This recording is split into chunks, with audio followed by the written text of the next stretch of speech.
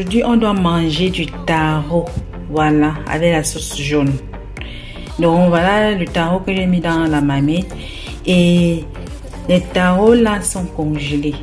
Vous voyez, c'est congelé. J'avais cuit à l'avance et j'ai mis au congélateur. Voilà. Parce que j'avais peur que ça se gâte avant le jour que j'avais prévu préparer. Donc, j'ai remis dans la marmite bien congelée. Donc, je viens de sortir direct du congélateur. Je mets directement dans la marmite pour faire cuire encore. Donc, si vous faites aussi pareil, ne laissez jamais dégivrer avant de chauffer. Donc, chauffer ça directement congelé. Voilà. Et c'est pareil aussi avec l'igname et le manioc. Voilà. Donc, je vais bien chauffer ça avant de piler. Voilà, là, le taro est déjà cuit. Comme vous voyez là. Je vais donc éplucher. Et j'ai mon moulin à main ici. Et puis, je vais écraser à l'intérieur avant de bien mélanger aussi dans le mortier. Voilà, quand les taros ont cuit et qu'on commence déjà à les éplucher pour écraser, réduisez le feu. Si c'est une plaque ou bien si c'est sur du feu à bois, vous retirez le bois en bas. Parce qu'il faut que ça reste toujours chaud pour pouvoir être pilé. Parce que si votre taro se refroidit, vous n'allez pas piler. Parce que c'est très pénible à piler quand c'est froid. Donc, maintenez de la chaleur sous la marmite.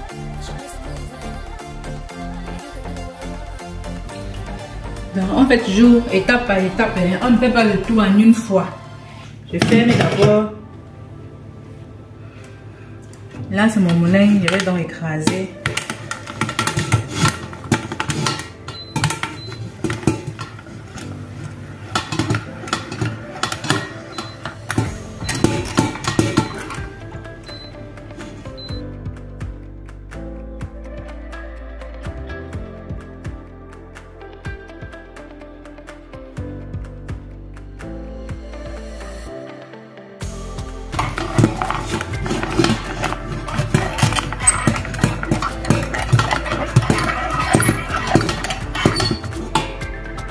Vous voyez dans la marmite là. Donc je vais écraser comme ça et après je vais encore mélanger bien dans le mortier. Voilà, donc après avoir donc écrasé avec mon moulin à main, je repasse toujours dans le mortier. Vous savez quoi, le mortier donne un autre goût au taro. Voilà, donc il faut bien malaxer ça dans le mortier. Mais comme on dit, avec les moyens de bord, si vous n'avez pas un mortier, vous écrasez comme ça là avec votre moulin à main et vous prenez juste une spatule et vous malaxez avec. Mais vraiment, le goût n'est pas pareil. Voilà. Donc, et faites toujours en petites portions. Et vous voyez que là maintenant, j'ai remis toutes les petites portions que j'ai fait dans le mortier et malaxez maintenant le tout ensemble avant de mettre ça dans un bol comme vous voyez là, et notre taro est prêt à être dégusté. Tout ce qui manque maintenant, c'est juste la sauce et je vais vous montrer comment moi je réalise ma sauce inratable. Voilà les filles, j'ai déjà terminé avec le taro. J'ai déjà pilé le taro, c'est prêt. Maintenant je vais m'attaquer à la sauce jaune. Voilà, et dans cette marmite ci là, j'ai mis la viande du bœuf fumée que j'ai fumé moi-même. Et ici là, c'est la peau du bœuf. C'est la peau du bœuf et la viande du bœuf que j'ai fumé moi-même. Et à ça, je vais donc ajouter ce poisson-ci là. On appelle ça le cobacote. Bon, c'est comme ça qu'on appelle chez nous. Je ne sais pas si c'est le nom de ça en français ou bien si c'est en patois. Bon, je ne sais pas. Bref, donc je vais mettre ce poisson-ci. C'est un poisson fumé. Mais si vous n'avez pas ceci, vous utilisez le poisson fumé que vous avez. Et au cas contraire, vous pouvez mettre la viande que vous voulez, que ce soit fumé ou pas. Mais c'est seulement que quand c'est fumé, le goût est meilleur. Voilà. Donc, je vais donc mettre aussi ce poisson à l'intérieur. Comme ça, après, je vais juste dépiécer. Je laisse ça bouillir environ 15 minutes. Comme ça, là, aux alentours de 15 minutes. Et après, donc, Je vais donc mettre ça dans notre sauce jaune. Et en attendant, je vais donc m'occuper donc de la sauce. J'ai donc pris une marmite là, j'ai mis un demi-litre d'huile rouge, huile de palme, huile rouge. Et j'ai donc allumé la plaque là. Je vais laisser chauffer, mais je ne dois pas laisser l'huile blanchir. Donc, dès que ça va chauffer, je vais ajouter l'eau à l'intérieur. Donc, et j'ajoute aussi un morceau de sel gemme qui est là. Bon, je vous mettrai vraiment les quantités dans la barre d'information. Donc, ne vous gênez pas. Je vais donc mettre un morceau de sel gemme à l'intérieur. Quand ça va chauffer, je vais donc ajouter l'eau de la viande. Mais l'eau de la viande doit être tiède et non salée. Voilà. Non, parce que si l'eau chauffe trop, le mélange ne doit pas se faire. Donc, l'eau doit être tiède. Ok? Et comme épices, voici dans le mélange que j'ai déjà mis là.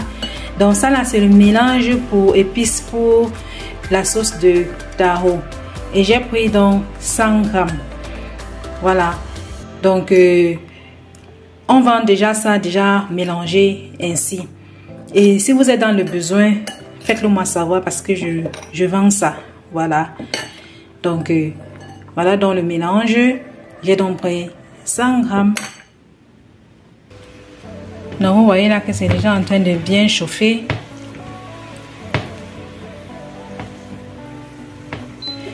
J'ai donc éteint la plaque là maintenant. Et là maintenant je vais ajouter l'eau de la viande. Et j'ai pris 800 ml.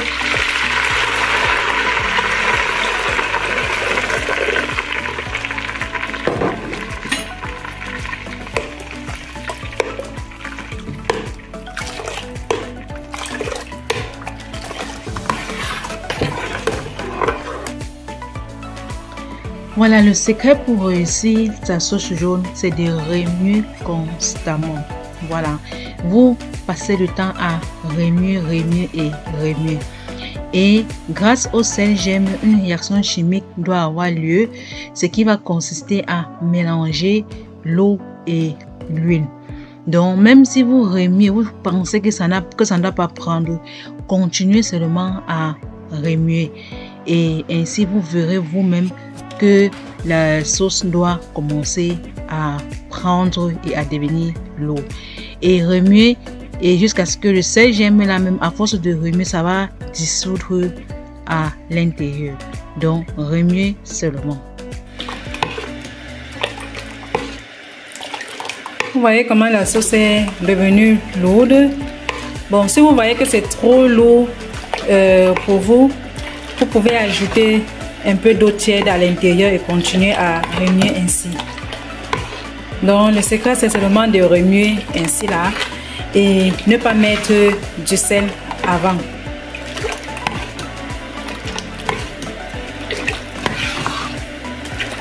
Je vais encore mettre un peu d'eau tiède. Je vais mettre 200 ml d'eau tiède et comme ça nous fera en tout 1 litre d'eau.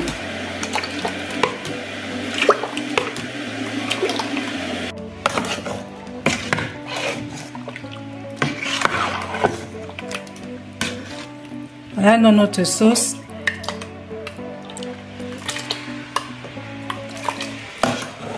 J'ai mis la viande, du bœuf, j'ai mis la peau du bœuf et j'ai mis le poisson fumé là, le cobacote. Donc maintenant je vais mettre les épices à l'intérieur.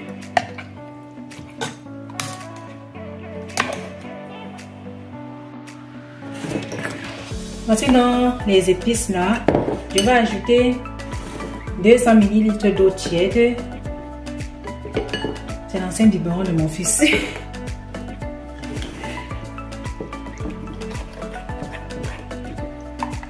Donc voilà dans nos épices là, je vais donc mettre dans notre sauce.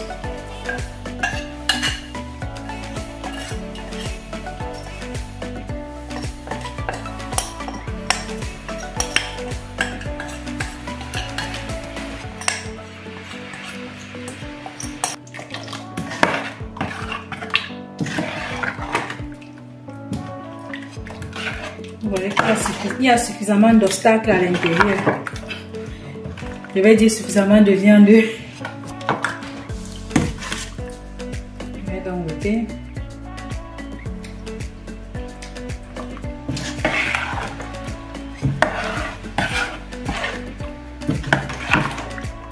Les condiments, ça va.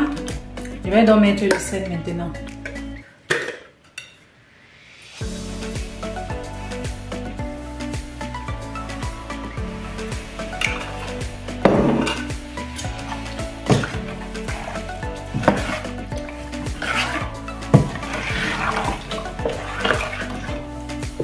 Voilà donc notre sauce terminée avec beaucoup d'obstacles à l'intérieur.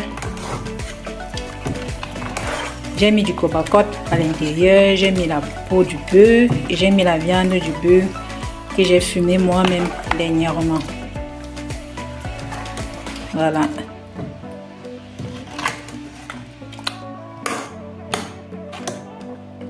C'est terminé. Bon appétit à vous. Ah, enfin, après beaucoup de travail, j'ai terminé mon plat. Voilà. Qui n'a pas envie de manger un bon plat de taro avec une sauce jaune? Hein? Vraiment, c'était tellement bon ce repas. Ce repas était très bon.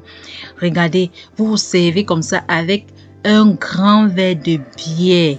Ah non, c'était vraiment à tomber par terre. Et comme je vous le dis là, Tani s'est régalé avec parce que ce sont mes préférés. Donc si vous voulez le rendre heureux, préparez-le un bon plat de taro. Il aime ça. Regardez de vous-même. À la prochaine pour un nouveau menu. Portez-vous bien. Bye.